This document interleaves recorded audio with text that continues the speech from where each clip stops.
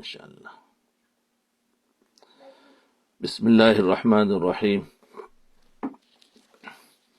الحمد للہ وکفی وسلام علی عبادہ الذین اصطفی اما بعد. دیکھو اسلام کا مطلب کیا، اس پر بات چل رہی تھی. شروع میں بتایا ایمان اور اسلام میں کیا فرق ہے. اس کے بعد یہ بتایا گیا کہ انسان کو علم حاصل کرنے کے لیے ذرائع بتائے. ایک تو حواس خمسہ کہ ایک زبان، آنکھ، کان، ہاتھ، دماغ، اس کے ذریعے سے انسان حواس خمسہ سے علم حاصل کرتا ہے. جہاں پر یہ رک جاتے ہیں اس کے بعد انسان کو عقل چلتی ہے، اور جہاں عقل بھی ختم ہو جاتی ہے وہاں پر وحی سے علم ملتا ہے. تو اس پر بات چل رہی تھی. اس لیے دین پورا کا پورا کیا ہے؟ وحی ہے. دین پورا کا پورا وحی ہے، قرآن ہے، نبی اسلام لے کر آئے اللہ کی طرف سے. تو اب یہ دین کو انسان اپنی عقل میں سمجھنا چاہے تو سمجھ نہیں سکتا. اس پر بات چل رہی تھی. تو وہی الہی کو عقل سے مت تولو.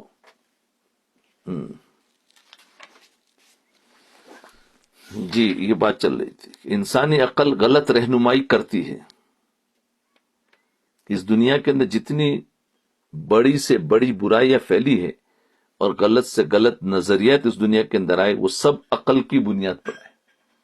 آج دنیا کے جتنے قانون بنتے ہیں حکومتوں کے، وہ سب کے سب عقل کی بنیاد پر بنتے ہیں. اس لیے کچھ سالوں کے بعد وہ بدل دیتے ہیں، کچھ بڑھا دیتے ہیں، کچھ کم کر دیتے ہیں. لیکن اصل اللہ تعالیٰ نے پوری دنیا کی انسانیت کے لیے، قیامت تک آنے والی انسانیت کے لیے اللہ تعالیٰ نے ایک قانون بنا کر بھیجا ہے، وہ قرآن ہے. وہ کبھی بھی اس کے اصول نہیں بدلیں گے. ہر زمانے ہر انسان کو کام آئے گا. پچھلے زمانے میں جس میں کوئی ٹیکنالوجی نہیں تھی اس وقت بھی وہ اصول ہے، اور آج کا زمانہ جو بہت ٹیکنالوجی والا ہے اس میں بھی وہ قرآن چل سکتا. جی دیکھیے روس کے اندر 74 سال تک، 74 سال تک اس عقل کی بنیاد پر اشتراکیت، سوشلزم اور کمیونزم کا بازار گرم رہا. سوشلزم، کمیونزم کا بازار گرم رہا کیونکہ روس کے اندر کمیونزم تھا نا. 70 ایئرس تک کمیونزم. اور پوری دنیا میں مساوات اور غریبوں کی ہمدردی کے نام پر شور مچا. تو انہوں نے ایک لائے تھے اصول کہ کوئی مالدار ہوتا ہے، کوئی غریب ہوتا ہے، چلو ہم ایک ایسا بناتے ہیں جس میں سب برابر سرابر ہو. یعنی نہ کوئی مالدار ہو نہ کوئی غریب ہو. تو ویسے تو دیکھنے میں بہت اچھی چیز ہے کہ سب برابر سرابر ہو. تو یہ ہے کمیونزم نے یہ اختیار کیا تھا. اس کو کہتے ہیں سوشلزم. تو غریبوں کے نام پر شور مچایا گیا. کمیونزم اور اشتراکیت کا پورا دنیا میں ڈنکا بجتا رہا، اور پوری دنیا نے دیکھا بھی کہ تو بہت اچھی چیز ہے، اور یہ کہہ دیا کہ عنقریب ساری دنیا پر اس کی حکومت قائم ہو جائے گی. اور یہ سب کچھ عقل کی بنیاد پر تھا. سب کچھ عقل کی بنیاد پر تھا. اگر اس وقت تک کوئی اٹھ کر اس کے خلاف کوئی آواز نکالتا کہ یہ نظریہ غلط ہے تو اس کی سرمایہ داروں کا ایجنٹ کہا جاتا، اس کو پکڑا جاتا، جاگیرداروں کا ایجنٹ کہا جاتا، ان کو رجت پسند کہا جاتا کہ تم بھلائی نہیں چاہتے. لیکن آج 74 سال کے بعد ساری دنیا اس کا تماشا دیکھ رہی ہے. لینن جس کی پوجا کی جا رہی تھی اسی نے بنایا تھا، اس کے بت خود اس کے ماننے والے گرا کر توڑ رہے ہیں. یعنی آج وہاں رشیا میں سے یہ جو اشتراکیت تھی، سوشلزم تھا، برابر سرابر سب رہیں گے، وہ سب ٹوٹ گیا، کمیونزم بھی ختم ہو گیا، سب کچھ جی، ورنہ ایک زمانہ تھا وہاں پر سب برابر. جو نظریہ وحی الہی سے آزاد ہو کر صرف عقل کی بنیاد پر قائم کیا جاتا ہے، اس کا یہی انجام ہوتا ہے. جی، اس لیے اللہ تعالیٰ فرما رہے ہیں کہ اگر زندگی ٹھیک ٹھیک گزارنی ہے تو اس کا راستہ صرف یہ ہے کہ جہاں اللہ کا اور اللہ کے رسول صلی اللہ علیہ وسلم کا حکم آ جائے اور وحی الہی کا پیغام آ جائے، وہاں انسان اپنے آپ کو اس کے تابع بنا لے، اس کے آگے جھک جائے وحی کے سامنے، اور اس کے خلاف عقل کے گھوڑے نہ دوڑائے، چاہے بظاہر وہ عقل کے خلاف اور اپنی خواہشات کے خلاف اور مصلحت کے خلاف نظر آتا ہو.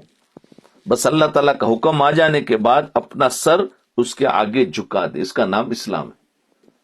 اللہ کا حکم آ گیا، اس کو مان لو، اس کا نام اسلام ہے. جی، جھکا دے، یہ ہے اسلام میں داخل ہونے کا مطلب. لہذا جو آیت میں نے تلاوت کی ہے اس کے پہلے جملے کا مطلب ہی ہوگا کہ یہ ایمان والو اسلام میں داخل ہو جاؤ. یہ ایمان والو اسلام میں داخل ہو، یعنی اپنے آپ کو جو آیت تھی، یا ایھا الذین آمنوا ادخلوا فی السلم کافہ، یہ ایمان والو اسلام میں داخل ہو جاؤ، یعنی اپنے آپ کو اللہ اور اللہ کے رسول صلی اللہ علیہ وسلم کے حکم کے مکمل تابع کر دو، پورے اسلام میں داخل ہو جاؤ. کیا مطلب؟ پوری تابع داری کرو. کچھ باتوں کو ماننا، کچھ باتوں کو چھوڑ دینا یہ ادھورا ہے. مکمل اسلام میں داخل ہو جاؤ. ادخلوا فی السلم کافہ، اسلام میں پورے داخل ہو جاؤ، یعنی پورا ماننا. پورے داخل ہونے کا مطلب کیا؟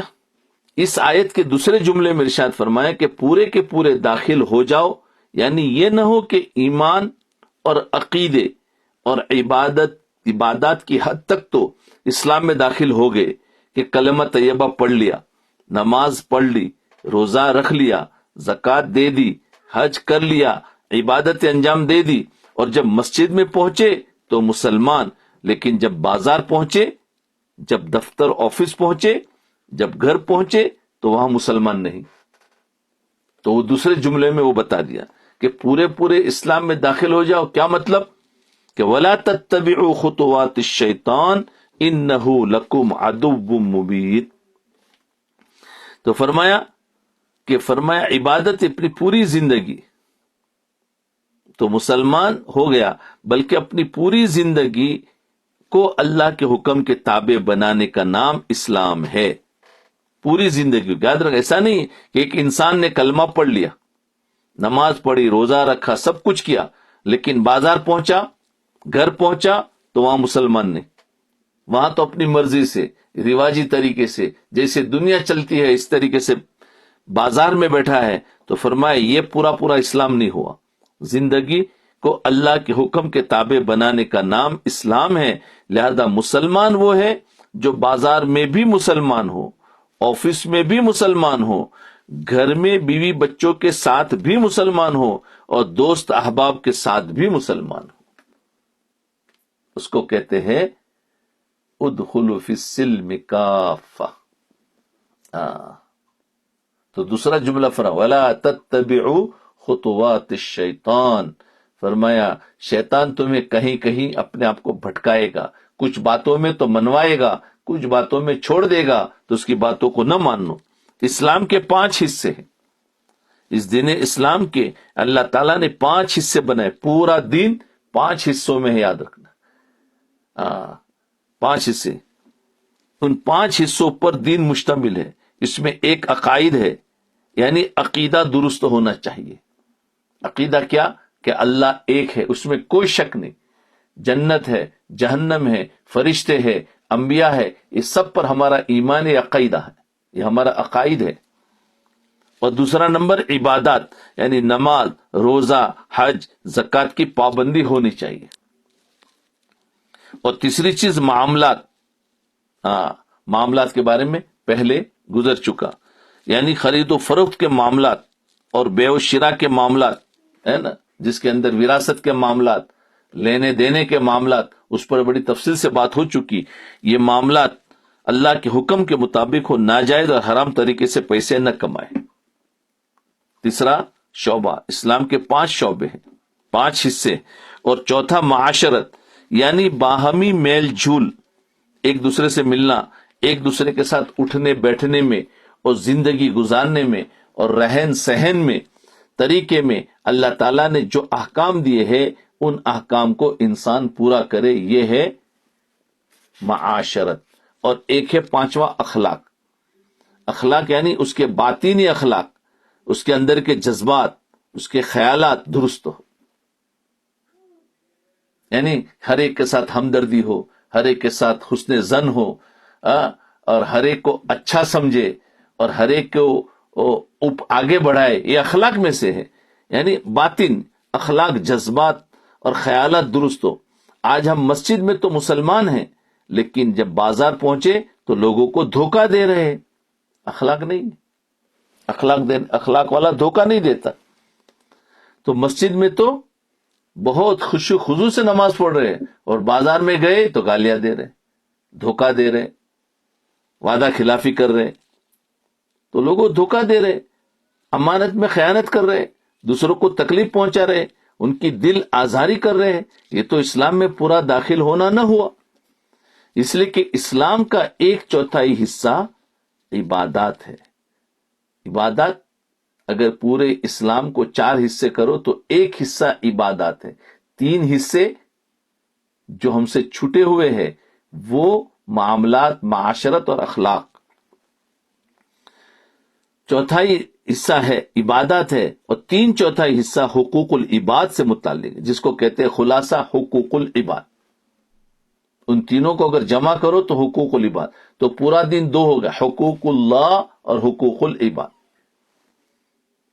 حقوق العباد سے متعلق، لہذا جب تک انسان بندوں کے حقوق کا لحاظ نہیں رکھے گا، جب تک انسان بندوں کے حقوق کا، اللہ کے حقوق کا تو لحاظ ہم رکھتے ہیں کہ زکوٰۃ دینے والے بن گئے، حج کرنے والے بن گئے، لیکن حج کے اندر بھی بندوں کے حقوق ہے۔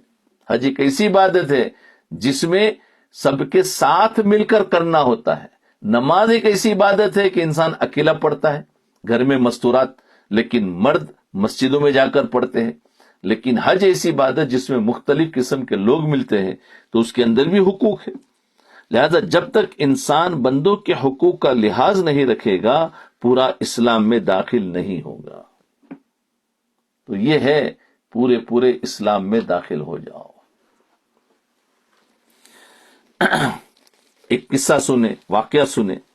ایک مرتبہ حضرت فاروق اعظم رضی اللہ عنہ سفر پر تھے، اور زاد راہ جو ساتھ تھا، توشا، راستے کا کھانا، اس کو زاد راہ کہتے، جو ساتھ تھا وہ ختم ہو گیا۔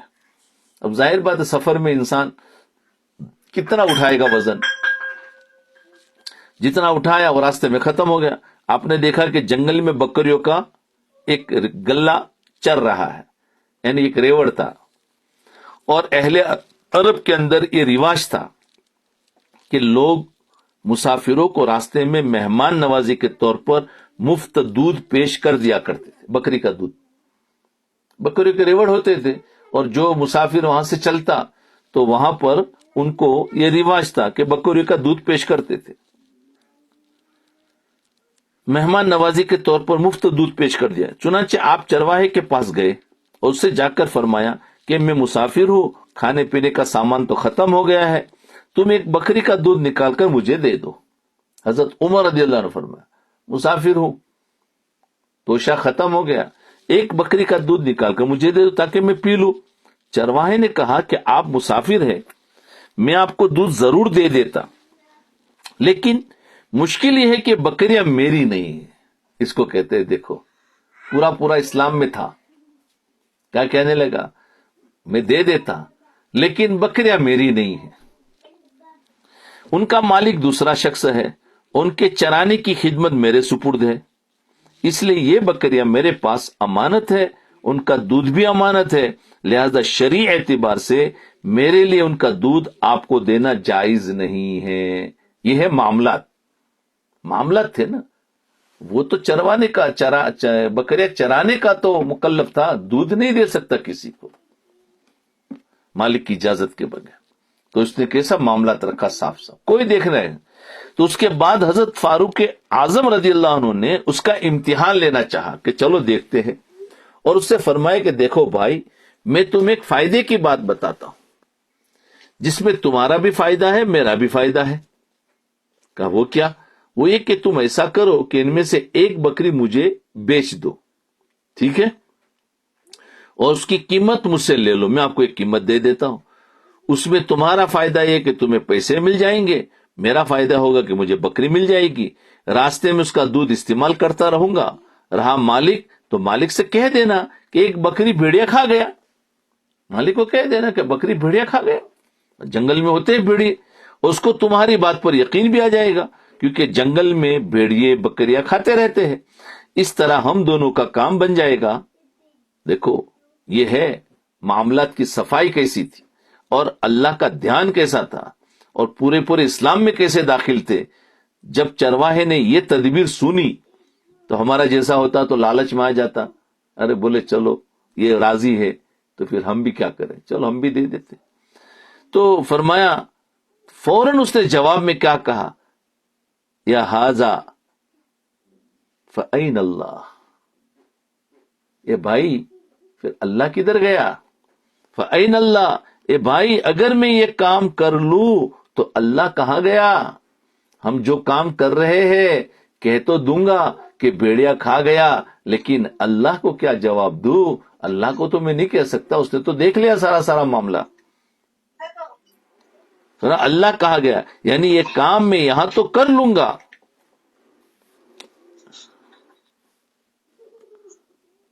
اللہ اکبر، بھائی کون ہے؟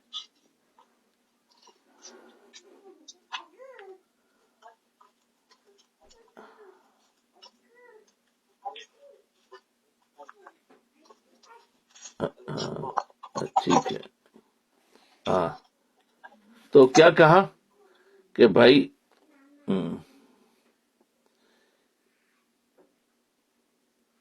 یہ کام میں تو کر دوں گا، یہاں تو کر لوں گا، اور مالک کو بھی جواب دے دوں گا، وہ بھی شاید مطمئن ہو جائے، لیکن مالک کا بھی ایک اور مالک ہے، سبحان اللہ، مالک کا بھی ایک اور مالک ہے، اس کے پاس جا کر کیا جواب دوں گا، اس لیے میں یہ کام کرنے کے لیے تیار نہیں ہوں۔ ظاہر ہے کہ فاروق اعظم رضی اللہ عنہ اس کا امتحان لینا چاہتے۔ جب اس چرواہی کا جواب سنا تو آپ نے فرمایا کہ جب تک تجھ جیسے انسان اس روئے زمین پر موجود ہے اس وقت تک کوئی ظالم دوسرے شخص پر ظلم کرنے پر آمدہ نہیں ہوگا۔ کہ دیکھو تیرے جیسے اگر انسان ہو تو کوئی ظالم ظلم نہیں کر سکتا، اس لیے کہ جب تک دل میں اللہ کا خوف، آخرت کی فکر، اللہ کے سامنے کھڑے ہونے کا احساس موجود رہے گا، اس وقت تک جرائم اور مظالم چل نہیں سکیں گے۔ یہ ہے اسلام میں پورا کا پورا داخل ہونا، اس کو کہتے ہیں اسلام میں پورا داخل ہونا۔ جی پورا داخل ہونا۔ جنگل کی تنہائی میں بھی اس کو یہ فکر ہے کہ میرا کوئی کام اللہ کی مرضی کے خلاف نہ ہو، میرا کوئی کام اللہ کی مرضی کے خلاف نہ ہو۔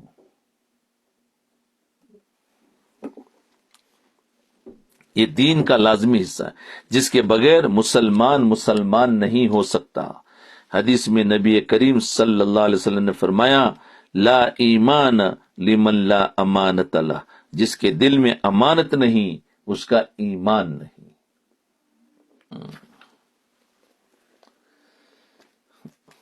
ایک چرواہے کا عجیب واقعہ، غزوہ خیبر کے موقع پر ایک چرواہا حضور اقدس صلی اللہ علیہ وسلم کی خدمت میں آیا۔ وہ یہودیوں کی بکریاں چرایا کرتا تھا، ایک چرواہا۔ اس چرواہے نے جب دیکھا کہ خیبر سے باہر مسلمانوں کا لشکر پڑاؤ ڈالے ہوئے ہے تو اس کے دل میں خیال آیا کہ میں جا کر ان سے ملاقات کروں اور دیکھوں کہ مسلمان کیا کہتے ہیں. یہ خیال آیا اس کا, اور کیا کرتے ہیں. چنانچہ بکریاں چراتا ہوا مسلمانوں کے لشکر میں پہنچا اور ان سے پوچھا کہ تمہارے سردار کہاں ہیں؟ تو صحابہ کرام نے اس کو بتایا کہ ہمارے سردار محمد صلی اللہ علیہ وسلم اس خیمے کے اندر ہے. پہلے تو اس چرواہے کو ان کی باتوں پر یقین نہیں آیا. اس نے سوچا کہ اتنے بڑے سردار ایک معمولی سے خیمے میں کیسے بیٹھ سکتے ہیں, کیونکہ اس زمانے میں یہود و نصارہ جو تھے وہ تو بڑی بڑی وہ چیزیں ان کو تو ملنا بھی بہت بڑا مشکل ہوتا تھا, اور یہ سمجھے کہ ان کے سردار اتنی آسانی سے مل جاتے ہیں, اس لیے اس کو یقین نہیں آیا. اس کے ذہن میں یہ تھا کہ جب آپ اتنے بڑے بادشاہ ہیں تو بہت ہی شان و شوکت ٹھاٹ باٹ کے ساتھ رہتے ہوں گے, لیکن وہاں تو کھجور کے پتوں کی چٹائی سے بنا ہوا خیمہ تھا. خیر وہ اس خیمے کے اندر آپ سے ملاقات کے لیے داخل ہو گیا اور آپ سے ملاقات کی اور پوچھا کہ آپ کیا پیغام لے کر آئے ہیں اللہ کی طرف سے, اور کس بات کی دعوت دیتے ہیں. حضور صلی اللہ علیہ وسلم نے اس کے سامنے اسلام اور ایمان کی دعوت رکھی. اسلام اور ایمان کی دعوت رکھی. دیکھو ایمان اور اسلام سمجھ میں آ گیا. دعوت رکھی اور اسلام کا پیغام دیا کہ اسلام یہ سکھاتا ہے. اس نے پوچھا کہ اگر میں اسلام کی دعوت قبول کر لوں تو میرا کیا انجام ہوگا, مجھے کیا ملے گا, کیا رتبہ ہوگا. حضور صلی اللہ علیہ وسلم نے فرمایا اسلام لانے کے بعد تم ہمارے بھائی بن جاؤ گے اور ہم تمہیں گلے سے لگائیں گے. بھائی بن جاؤ. اس چرواہے نے کہا کہ آپ مجھ سے مذاق کرتے ہیں. میں کہا اور آپ کہاں, میں ایک معمولی سا چرواہا ہوں اور میں ایک سیاہ فام کالا انسان ہوں. میرے بدن سے بدبو آ رہی ہے, ایسی حالت میں آپ مجھے کیسے گلے سے لگائیں گے؟ تو حضور صلی اللہ علیہ وسلم نے فرمایا کہ ہم تمہیں ضرور گلے سے لگائیں گے اور تمہارے جسم کی سیاہی کو اللہ تعالیٰ تابانی سے بدل دیں گے, نور سے بدل دیں گے, اور اللہ تعالیٰ تمہارے جسم سے اٹھنے والی بدبو کو خوشبو سے بدل دیں گے. یہ باتیں سن کر وہ فوراً مسلمان ہو گیا اور کلمہ شہادت اشہد ان لا الہ الا اللہ و اشہد ان محمد رسول اللہ پڑھ لیا. لو دیکھو اخلاق دکھائے. اس کو بڑا تعجب تھا. ہم کون ہیں؟ ہم تو ہر ایک کے ساتھ پیار اور محبت کرنے والے ہیں. حضور صلی اللہ علیہ وسلم اتنے بڑے مرتبے تک پہنچ گئے, اس کے باوجود بھی دیکھو اتنے عام زندگی. یہی ہم سب کو ہے کہ ہمارے اندر سارے صفات ہو پھر بھی ہمارے اندر اتنی تواضع اور عاجزی ہو, عمومی پناہ ہو. حضور صلی اللہ علیہ وسلم سے پوچھا کہ یا رسول اللہ اب میں کیا کروں؟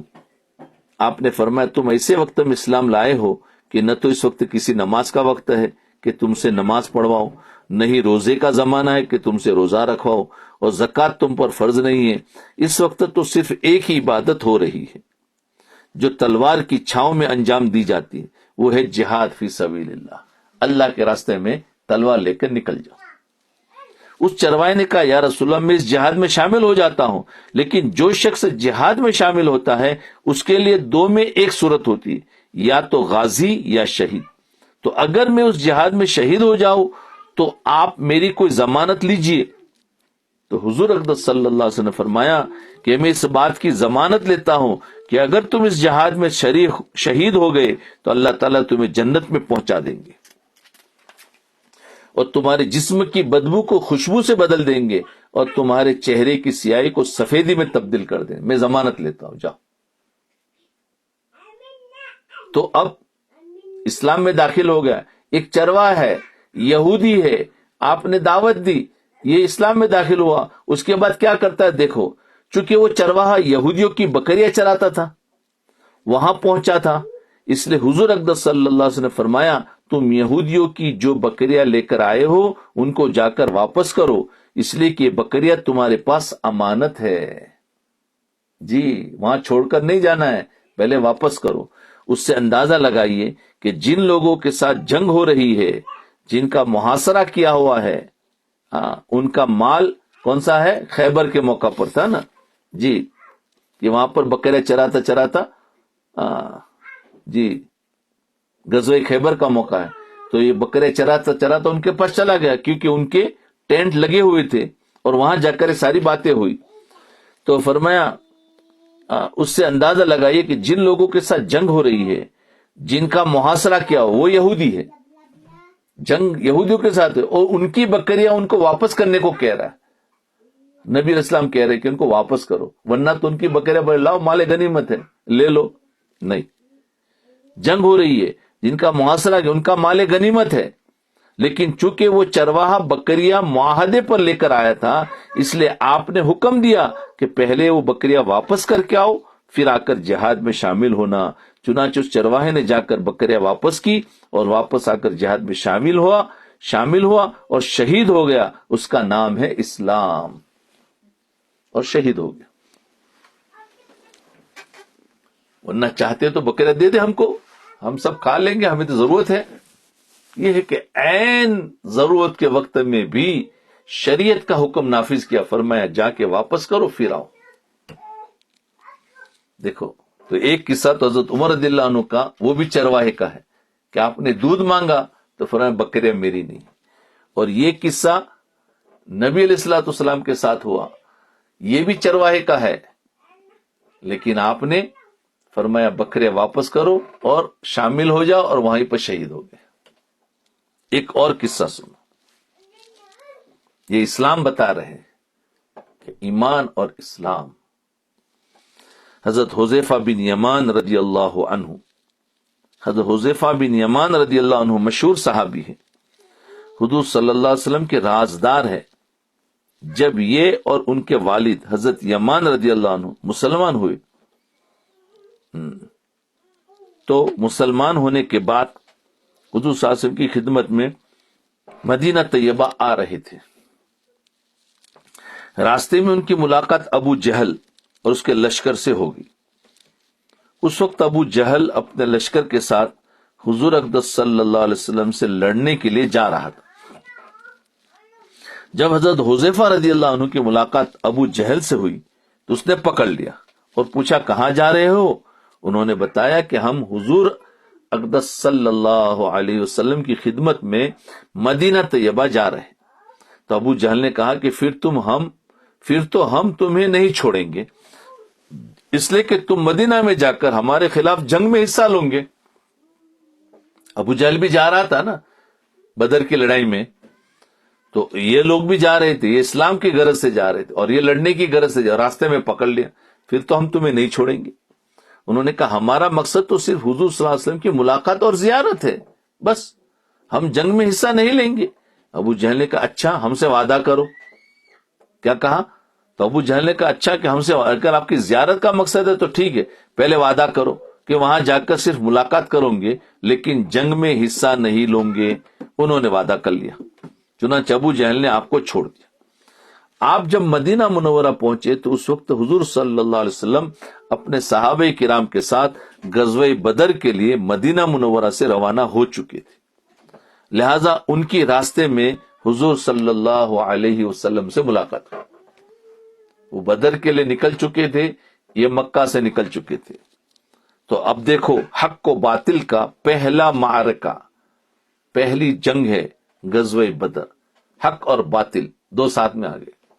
آج کل بھی جو جنگ چل رہی ہے حق اور باطل، جی اب اندازہ لگائیے کہ اسلام کا پہلا حق و باطل کا معرکہ غزوہ بدر ہو رہا ہے، اور یہ وہ معرکہ ہے جس کو قرآن کریم نے یوم الفرقان فرمایا، یعنی حق اور باطل کے درمیان فیصلہ کر دینے والا معرکہ. یہ وہ معرکہ ہو رہا ہے جس میں جو شخص شامل ہو گیا وہ بدری کہلایا. بدریوں کی بہت بڑی فضیلت ہے. جو شخص اس میں شامل ہو گیا وہ بدری کہلایا اور فضیلت ملی. اور ان کو یہ بھی آ رہے ہیں، اب ان کو بھی چاہیے کہ ہم بھی فضیلت حاصل کر لیں کہ اسلام کی پہلی جنگ ہے. کون؟ حضرت حذیفہ بن یمان، جی بدری کہلائے. اور صحابہ کرام میں بدری صحابہ کا بہت اونچا مقام ہے، اور اسماء بدریین بطور وظیفے کے پڑھے جاتے ہیں. ان کے نام پڑھنے سے اللہ تعالیٰ دعائیں قبول فرماتے ہیں. وہ بدریین ہیں جن کے بارے میں نبی کریم صلی اللہ علیہ وسلم نے پیشین گوئی فرمائی کہ اللہ تعالیٰ نے سارے اہل بدر جنہوں نے بدر کی لڑائی میں حصہ لیا بخشش فرما دی ہے، ایسا معرکہ ہونے والا۔ جی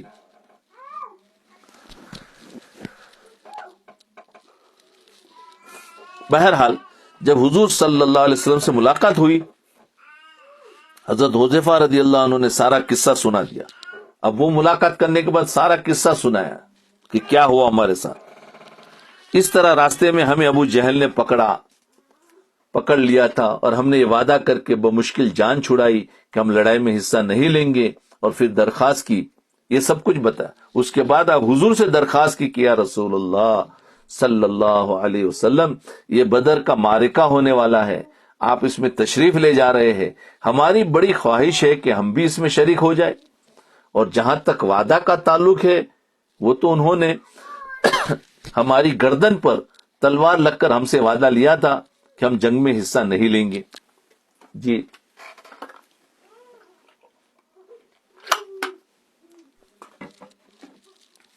کہ ہم حصہ نہیں لیں گے، کیا کرے، تلوار ہمارے پر رکھ دی تھی۔ اگر ہم وعدہ نہ کرتے تو ہمیں نہ چھوڑتے، اس لیے ہم نے وعدہ کر لیا، لہذا آپ ہمیں اجازت دے دے کہ ہم اس جنگ میں حصہ لے لیں اور فضیلت سعادت ہمیں حاصل ہو جائے۔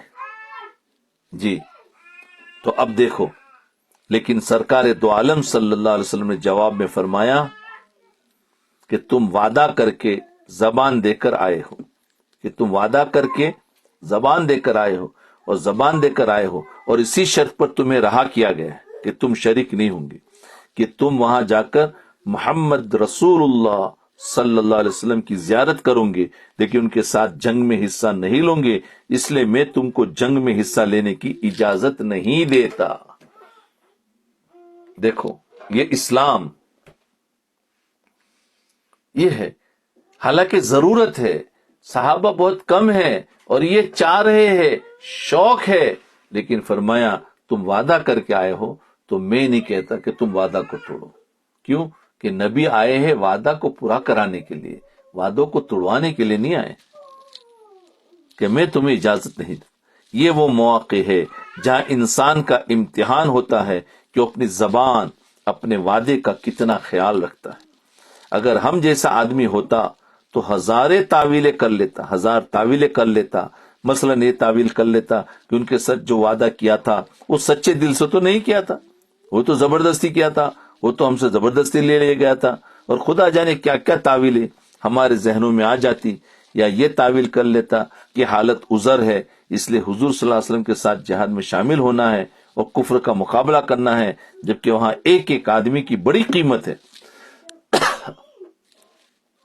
کیونکہ مسلمانوں کے لشکر میں صرف 313 نہتے افراد تھے، کمزور، جن کے پاس کچھ سان و سامان نہیں، جن کے پاس صرف 70 اونٹ، 2 گھوڑے اور 8 تلواریں۔ بتاؤ، یہ ہے کہ اصل تو اللہ ہی کامیابی دیتے ہیں۔ آج فلسطین کے اندر جو ہو رہا ہے وہ دیکھو، باطل طاقتیں اتنی پاورفل ہے، لیکن یہ کمزور مجاہدین جو ہے جن کے پاس کچھ بھی نہیں ہے، لیکن اس کے باوجود اللہ تعالیٰ ہی جتوا رہے ہیں اور اللہ تعالیٰ ہی کامیابی دے رہے ہیں، اور کوئی کامیابی نہیں۔ دیکھو یہ بدر کے اندر کتنا ہے، 313 پہلے تو افراد ہے، اور وہاں 1000 افراد تھے، اور یہاں پر بھی بہت کم ہے، وہ لاکھوں کی فوج لے کر آئے ہیں، اور ان کے پاس مجاہدین 4-5 ہزار بھی میدان میں اترے ہیں، اور وہ غزوہ بدر میں 70 اونٹ تھے، 2 گھوڑے ہیں اور 8 تلوار ہے۔ اب ہتھیار تو چاہیے، کچھ بھی نہیں۔ باقی افراد میں سے کسی نے لاٹھی اٹھائی ہے، کسی نے ڈنڈے، کسی نے پتھر اٹھا لیے ہیں۔ یہ لشکر 1000، اور ان کا لشکر جو کفار کا تھا، جو ابو جہل لے کر آ رہا تھا، وہ 1000، اور وہ بھی ہتھیاروں سے لیس اور مقابلہ کرنے کے لیے جا رہا ہے۔ اس لیے ایک ایک آدمی کی جان قیمتی ہے، لیکن محمد رسول اللہ صلی اللہ علیہ وسلم نے فرمایا کہ جو بات کہہ دی گئی ہے اور جو وعدہ کر لیا گیا ہے، اس وعدے کی خلاف ورزی نہیں ہوگی۔ اس کا نام ہے اسلام، اس کا نام ہے اسلام۔ اللہ اکبر کبیرہ۔ اب دیکھیں ذرا ہم کدھر ہے اور اسلام کیا ہے. ذرا سوچے. ہم سب کچھ کرتے ہیں لیکن جہاں موقع آتا ہے وعدہ خلافی ہو جاتی ہے. اسلام نہیں. وعدے کو نبھاؤ. زبان کے خلاف ہو. زبان دے دی ہے اب اس زبان کو پورا کرو ورنہ زبان دو مت. جھوٹا جھوٹا زبان دینا تو پھر اسلام میں کہاں داخل ہونا. ذرا سوچے بیٹھ کر کہ ہم کدھر ہے. ہم اپنی زندگی کو ذرا بدلے کہ نہیں مجھے پورے اسلام میں داخل ہونا ہے. جی ہم پورے اسلام میں داخل ہونے کے تو ہم نماز روزہ پڑھ رہے ہیں, مسلمان ہیں, پورے مسلمان ہیں. نہیں, پورا اسلام یہ ہے کہ وعدہ خلافی نہ ہو. دیکھو وعدہ خلافی بتایا, اور ادھر بھی وعدہ خلافی. بکریا جو تھا تو فرمایا تم عہد لے کر آئے ہو واپس کرو. اور ادھر بھی کہا میرے مالک کو امانت کے خلاف, وہاں امانت کے خلاف جی, اور یہاں عہد کے خلاف. اور یہ تیسرے قصے میں کیا ہے, وعدے کے خلاف. کیونکہ انہوں نے عہد پر بکرے تھی, فرمایا بکرے واپس کر کے آؤ. فرمایا معاہدہ ہوا ہے, معاہدے پر لے کر آیا تھا. تو فرمایا یہاں پر یہ قصہ بتا جس میں عہد کیا ہے تو اس کو پورا کرو, اسلام میں داخل ہونا. اور وہاں پر امانت تھی, وہ بکریا جو چرانے والا جس دودھ مانگا تو وہاں کا یہ امانت ہے. فرمایا امانت کے خلاف کرنا یہ اسلام نہیں ہے, امانت کو پورا ادا کرنا اسلام ہے. اور یہاں پر وعدہ کر کے آئے تھے اور وعدے کے خلاف کرنا فرمایا اسلام نہیں ہے, وعدے کے موافق چلنا اسلام ہے. تو تین مثالیں آئی, ایک امانت کی, ایک عہدے کی یعنی وعدہ کی, اور ایک وعدے کی معاہدہ کی. دیکھو جہاد کا مقصد کیا ہوتا ہے؟ کچھ زمین لینے کے لیے, کسی کو اپنے قبضے میں کرنے کے لیے نہیں ہوتا ہے. اس لیے کہ جہاد کوئی ملک حاصل کرنے کے لیے نہیں ہو رہا تھا جی, کوئی اقتدار حاصل کرنے کے لیے نہیں ہو رہا تھا. آج بھی مسجد اقصی جو ہے اس کی حفاظت کے لیے ہو رہا ہے, بس اور کچھ نہیں. اس کی حفاظت, کیونکہ اس کے وہ غیر محفوظ ہو رہا ہے, اس لیے مجاہدین کھڑے ہو گئے اور اللہ نے اس کی حفاظت کا وعدہ لیا ہے, اللہ تعالیٰ پورا فرمائے. تو فرمایا جو بھی حاصل کرنے کے لیے نہیں بلکہ یہ جہاد حق کی سربلندی کے لیے ہو رہا تھا. غزوہ بدر کے اندر کیا حضور کو کچھ لینا تھا؟ نہیں, بولے اسلام کو بلند کرنا اور حق کو پامال کر کے جہاد کیا جائے. گناہ کا حق کیا ہے؟ وعدہ کیا ہے اس کو پورا کرو. وعدہ کو توڑ کر اگر دین کا کام کریں گے تو کام نہیں ہوگا. جیسے آج ہم سب کے سب جو دعوت تبلیغ کا کام کر رہے ہیں, بتاؤ رات دن کتنا وعدہ توڑتے ہیں, کتنے امانت کے خلاف کام کرتے ہیں, کتنی غیبتیں کرتے ہیں, تو پھر دین کا کام کیا ہوگا؟ وہ دین کا کام ہی نہیں ہوا. دین کا کام کرنے کے لیے دین پر چلتے ہوئے دین کا کام ہو, دین کو توڑتے ہوئے دین کا کام کیسے ہوگا؟ بیٹھ کر غیبتیں کر رہے ہیں اور پھر دین کی محنت کے لیے ملاقاتوں میں جا رہے ہیں تو کیسے ہوگا؟ جی ایسا نہیں ہونا چاہیے. ایک عالم ہے, پڑھا رہا ہے, لیکن پڑھاتے پڑھاتے کتنا حسد کر رہے ہیں دوسروں پر. دوسرے بھی پڑھانے والے ہوتے, ایک دوسرے کے اندر حسد ہوتا ہے. تو پڑھا رہے ہیں, علم پڑھا رہے, قرآن و حدیث پڑھا رہے, حفظ کرا رہے ہیں. تو قرآن پڑھاتے پڑھاتے اتنی تربیت نہیں ہوئی کہ پہلے ہمارے دلوں سے حسد نکل جائے. تو پھر اسلام کدھر ہے؟ پڑھانا اور ہے, اسلام اور ہے, یہ الگ الگ ہو گیا. نہیں, تو یہ میں بتا رہا ہوں کہ دیکھو اس سے دین کا کام نہیں, پھر یہ دین نہیں ہوگا, پھر یہ نفسانیت ہے. کہ دیکھو اللہ تعالیٰ کے دین کا کام کیا جائے اور گناہ کر کے کیا جائے, یہ گناہ ہے. حسد گناہ نہیں, گناہ ہے, یہ نہیں ہو سکتا. آج ہم لوگوں کی ساری کوششیں بیکار جا رہی, محنت کر رہے, ترقی نہیں ہے, چین سکون نہیں ہے, بیکار جا رہی ہے اور ساری کوششیں بے اثر ہو رہی ہے. اس کی وجہ یہ ہے کہ ہم یہ چاہتے ہیں کہ گناہ کر کے اسلام کی تبلیغ کرے, گناہ کر کے دعوت کا کام کرے, گناہ کر کے پڑھنے پڑھانے کا کام کر کے, گناہ کر کے واعظ وغیرہ کا کام کرے. چنانچہ کہا جاتا ہے کہ اس وقت مصلحت کا تقاضا ہے, چلو شریعت کے اس حکم کو نظر انداز کر دو اور یہ کہا جاتا کہ اس وقت مصلحت اس کام کے کرنے میں، چلو ایک کام کر لو، کوئی مصلحت نہیں، شریعت آ گئی وہاں مصلحت کچھ نہیں. تو اس لیے اللہ کے رسول صلی اللہ علیہ وسلم نے حذیفہ بن یمان کو ہاتھ میں یعنی اس کے اندر شریک نہیں کیا، باوجود ان کا شوق تھا، وہ اس لیے کہ گناہ کر کے میں یہ کام کروں کیسے ہو سکتا، تو آپ نے اس کو نہیں لیا. یہ ہمارے لیے سبق ہے کہ ہمیں کام کرنا ہے تو پھر سارے گناہوں سے بچتے ہوئے کام کرے، اور یہی کام کرتے کرتے یہ کام ہمیں گناہوں سے بچائے گا. ان باتوں میں غور کرے ذرا، اس میں بہت سارے، میں اس میں زیادہ تفصیل نہیں جاتا، اس میں آ گیا یہی ہمارے لیے ایک اصول ہے کہ دیکھو اللہ کے رسول صلی اللہ علیہ وسلم شریعت کو توڑ کر غزوہ بدر نہیں کیا، حالانکہ آپ کو آدمیوں کی ضرورت تھی، ضرورت ہونے کے باوجود بھی انسان وعدہ خلافی نہ کرے، اس لیے کہ یقین اللہ پر ہے، اللہ کرنے والا ہے. لیکن بے دینی کر کے دین کو توڑ کر اللہ کی مدد نہیں آ سکتی. یہ ہے وعدہ کا ایفا. لیکن وہاں تو ایک ہی مقصود تھا، یعنی اللہ تعالیٰ کی رضا حاصل ہونا. نہ مال مقصود ہے، نہ فتح مقصود ہے، نہ بہادر کہلانا مقصود ہے، بلکہ مقصود ہے کہ اللہ تعالیٰ راضی ہو جائے. اللہ تعالیٰ کی رضا اس میں ہے کہ جو وعدہ کر لیا گیا ہے اس کو نبھاؤ، بس اس میں اللہ کی رضا ہے. چنانچہ حضرت حذیفہ، ان کے والد حضرت یمان رضی اللہ عنہما، دونوں کو غزوہ بدر جیسی فضیلت سے محروم رکھا گیا. اور یہ بھی غصے نہیں ہو، آج ہمارے جیسا ہو، اگر ہمیں کسی کو نہ، اگر کوئی بڑا ہو اور کسی کو نہ لے تو کہتے دیکھو یہ دین کے بڑے بن گئے، ہم کو نہیں لے رہے. آج کل تو ایسا ہو جاتا، گالیاں دیں گے. یہ بھی آئے ہیں جذبات کے ساتھ آئے، حضور صلی اللہ علیہ وسلم نے منع کر دیا، غصے نہیں ہوئے.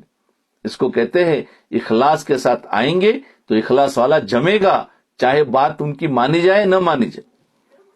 غزوہ بدر جیسی فضیلت سے محروم رکھا گیا اس لیے کہ دونوں جنگ میں شرکت نہ کرنے پر زبان دے کر آئے تھے. یہ ہے اسلام، جس کے بارے میں فرمایا کہ اسلام میں پورے کے پورے داخل ہو جاؤ، اسلام میں پورے کے پورے داخل ہو جاؤ. بس یہاں تک ہی رکھتے ہیں. بہت عجیب باتیں ہیں، جو سب کا جو سوال تھا ان سب کے سوالوں کے جواب بھی اس میں آ گئے ہیں.